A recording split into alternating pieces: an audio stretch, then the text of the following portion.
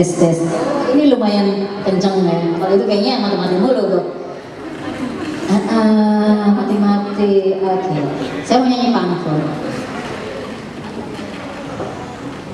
Sekar pangkur kang winanna lelabuhan kang kandungan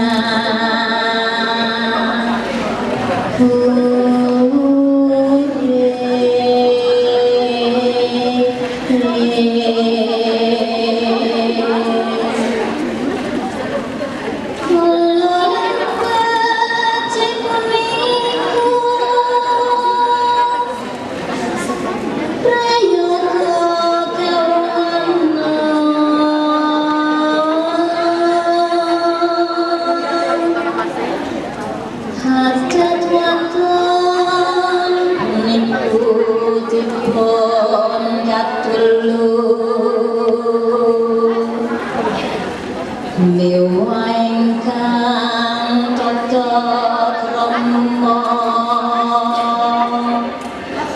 yen kaesti siang ratri.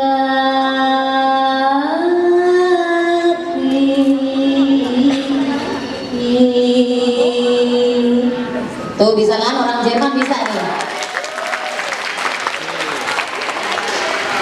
Jadi kalau orang Jerman saja bisa, yang orang Indonesia yang masih di Indonesia, di Surabaya, di Jawa harus makin bisa.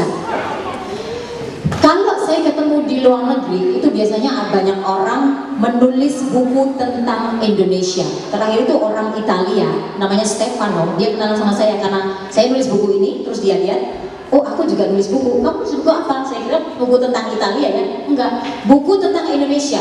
Indonesia kampung halamanku. Padahal kampung halamannya Italia ya. Luar biasa, saya bilang gitu.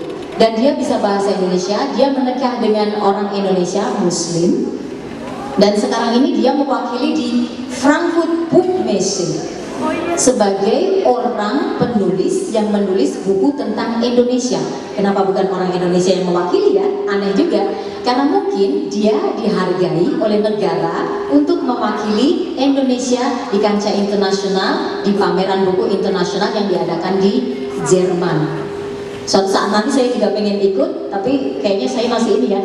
Saya belum bisa menyebut diri bangga sebagai penulis. Saya lebih suka menyebut sebagai ibu rumah tangga yang punya banyak hobi, salah satunya menulis. Jadi tadi diceritain juga bahwa saya pernah mengajar ya, jadi dosen. Saya pernah siaran 11 tahun di radio. Kemudian saya juga di LSM 5 tahun. Saya jadi guru TK bahasa Inggris selama 4 tahun. Jadi pengalaman-pengalaman yang di Jerman saya tidak punya. Kemudian ketika pindah ke Jerman, saya mikir kuliah tinggi-tinggi jatuhnya di dapur. Ya, dapur, kasur, sumur, kupur. Ya. Kalau di Jerman itu Kinder, Kirche, sama Kichi. Ada yang tahu? Ya, hampir mirip ya. Kinder, Kirche, Kichi. Jadi Kinder itu anak-anak, Kirche itu gereja atau berdoa untuk agama. Kemudian Kichi itu dapur. Jadi sebenarnya silsilah atau falsafah Jawa sama Jerman sama aja ya. Karena sampai sekarang dengar-dengar gosipnya bahwa jumlah ibu rumah tangga di Jerman lebih banyak dari yang wanita karir. Tahu kenapa? Karena mereka mau pegang anaknya sendiri. Kan nggak ada pembantu di sana. Ada juga oper aja itu nggak mesti ya. Kadang dapat, kadang enggak. Kadang cuma setahun kan. Nah, dari situ kita belajar banyak bahwa kemandirian di Jerman itu luar biasa. Yang cengeng-cengeng dilarang masuk Jerman. Oh betul itu. Karena semua dikerjakan sendiri. Kalau di kita mungkin ada tukang, ada pembantu, ada supir, kemudian ada tetangga, ada saudara, ada bapak ibu, ada siapa aja gitu yang membantu ya. Kalau di sana enggak. Saudara-saudara, tapi dulu gue. Ini rusak mestinya kerjain sendiri. anak nggak ada yang jagain sendiri gitu ya. Jadi di Jerman itu ada kita ya, Kindertages ya, di mana ibu-ibu menitipkan anaknya kalau dia kerja separuh hari.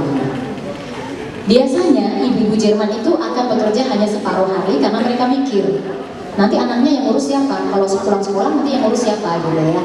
Jadi nggak melulu dokter atau profesor atau manajer apa gitu ya, dia akhirnya kerja full time gitu, enggak. Jadi mereka lebih memilih anaknya aja dulu bener. Kalau anaknya udah gede udah ditinggal gitu ya. Biasanya kalau udah SMP SMA gitu baru ditinggal. Kalau udah masih TK, masih preschool gitu ya, biasanya enggak. Oke. Terus tadi kamu nanya apa deh tadi? Aku lupa. Tentang negara tadi. Kita bahas tentang Jerman aja karena hari ini kita membahas tentang Jerman. Kenapa saya nulis buku ini? Karena saya pernah ditolak. Oh, tadi kan tanya, itu caranya menembus Alex Media bagaimana sih? Alex Media itu kan Gramedia Group. Jadi penerbitan itu ada dua, menerbitkan sendiri dan diterbitkan penerbit. Kalau menerbitkan sendiri itu kan bayar sendiri, biaya sendiri, marketing sendiri, promosi sendiri. Nah kalau dari Gramedia biasanya dikasih tempat. Kayak kemarin saya di Semarang itu di toko buku Gramedia, nggak usah bayar ya karena bukunya dari Gramedia. Nah buku ini lahir setelah saya ditolak. Jadi saya kan kenalan sama Dek Yunan ini kan di Kompasiana. Siapa yang ikut Kompasiana? Punya akun di sana? Punya tulisan akun postingan di kompasiana.com? Biasanya nyamot-nyamot ya. Kalau belum pernah baca. Ada yang pernah baca Kompasiana? Kompasiana kan pernah ya. Nah, saya kenalan sama Dek Yunan ini dari dunia maya. Jadi sekitar 2013 saya kenal dengan Dek Yunan tapi belum pernah ketemu. Baru ini sekarang ketemu. Jadi kita temenan maya ya. Terus setelah saya kumpulkan naskah-naskah yang ada di postingan Kompasiana, saya jadikan naskah buku, saya kirim ke Jakarta lewat email. Berhasil ditolak. Apakah saya putus asa karena gagal? Oh, tentu tidak. Akhirnya saya berdoa, pasti suatu saat saya kirim lagi pasti keterima.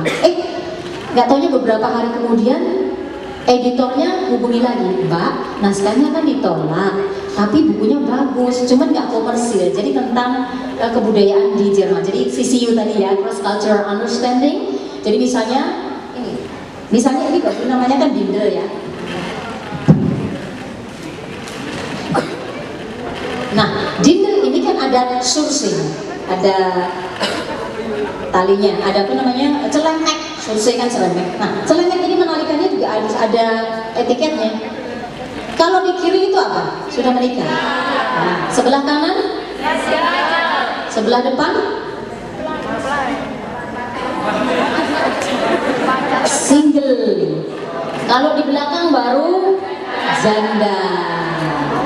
Janda bukan ya, janda bukan perawan. Oke. Nah dari situ saya tulis, kemudian saya kumpulkan, tapi ternyata tidak berhasil. Tapi semoga akan saya terbitkan tahun depan, bulan Januari, tepat dengan ulang tahun saya. Karena buku itu saya pikir mungkin tidak komersial, tapi bagi orang yang suka dengan Jerman, orang yang tertarik dengan Jerman, itu sangat menarik. Misalnya budaya apa ya namanya ya kalau di sana, budaya titip kunci. Kalau di tempat saya masih ada. Jadi kunci rumah saya titipkan tetangga sebelah kiri, tetangga sebelah kiri nitipin ke tetangga sebelah kanan, tetangga sebelah kanan ngirimin di pojokan rumah. Kenapa? Karena kalau mereka berlibur tidak ada di rumah, ada Pak Pos bawa paket, itu orang yang dititipin bisa bukain pintu, masukin. Jadi kepercayaannya masih tinggi, maksudnya saling percaya begitu ya. Karena kami masih tinggal di daerah Schwarzwald, itu di hutan ya, di Black Forest, di Jerman Selatan, itu masih tinggi persaudaraannya. Kalau udah ke atas-atas Hamburg, Bremen gitu udah beda ya, orang kota. Nah buku-buku seperti itu saya pikir belum banyak diterbitkan di Indonesia. Sedangkan buku ini karena memang permintaan dari penerbit ya saya ini bikinnya 3 bulan. Nulis 400 halaman itu kalau nggak salah aslinya Microsoft Word itu ada sekitar 560-600 halaman. Saya bikin 3 bulan, jadi ngetik aja tuh. Misalnya anaknya lagi renang, saya nungguin 1 jam ya, saya ketik. Sudah selesai, kita pulang, laptop tutup. Lagi nganterin anaknya balet, ya udah kita duduk, tetep 1 jam sudah kita pergi lagi. Jadi waktu-waktu yang menunggu daripada saya ngobrol, saya domblong begitu ya, bengong, ya udah nulis aja.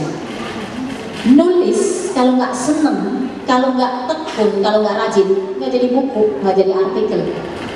Artikel saya di Kompasiana sudah ada 1077. Jadi satu tahun paling nggak 200-an artikel, 1 tahun kan 365 hari ya. Jadi ada 200-an artikel yang saya hasilkan setiap tahunnya. Hasilnya apa sih nulis gitu? Enak. Saya bisa masuk TV. Jadi saya siaran dari Jerman, di syuting sama streaming sama TV Kompas Jakarta. Itu karena tulisan saya. Disuruh ngomong 15 menit dikasih 250.000. Lumayan, bukan dari uangnya tapi menyambungkan. Saya di Jerman tapi bisa kemana-mana, nggak usah terbang, nggak usah pindah gitu ya. Saya tetap bisa ke Jakarta, bahkan ke seluruh Indonesia yang nyetel Kompas TV tadi. Kemudian ada lagi tulisan-tulisan saya dimasukkan di Kompas suplemen Fris. Itu tahun 2014. Kalau yang TV tadi 2015. Dari situ saya juga dapat 250.000 satu artikel. Artikel saya bisa dibaca bapak ibu saya, senangnya minta ampun. Anakku rak teko tulisannya moro. Iya kan, kangennya terobati. Itu luar biasa. Kemudian saya juga kenal banyak teman di seluruh dunia. Kayak misalnya di Yunan di Indonesia. Ada lagi yang ada di Amerika. Kemudian di Mesir. Ada yang di Australia. Ada yang di Singapura. Jadi kalau saya travel saya bisa mampir. Asik kan? Iya. Nah, penolakan naskah tidak hanya buku ini saja. Buku sebelumnya, buku tentang balet, itu juga mengalami penolakan dan memakan waktu 4 tahun sampai buku itu terbit. Jadi buku yang membahas tentang seorang balerina dari Indonesia. Nah, buku ini tadi sempat dapat banyak kritik ya, misalnya penulisannya. Karena saya bukan dari